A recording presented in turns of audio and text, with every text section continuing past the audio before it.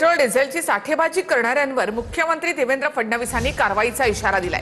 शेतकऱ्यांच्या नावानं साठेबाजी होऊ देणार नाही असं फडणवीस म्हणाले। साठेबाजी रोखण्यासाठी पुरवठा विभागाला कारवाईचे आदेशही देण्यात आले। मागणीपेक्षा पेट्रोल 23% तर डिझेलचा 52% जास्त पुरवठा होतोय असं देखील फडणवीसांनी म्हटलंय। च्या संदर्भात जी काही सरासरी वापर आपला आहे, मागणी आपली आहे, त्यापेक्षा 23% जास्त आता आपण पुरवठा करतो। 23% मागणी वाढलेली आहे आणि डिझेलच्या संदर्भात तर ही मागणी 52% वाढलेली आहे। 52% जास्ती पुरवठा आपण करतो।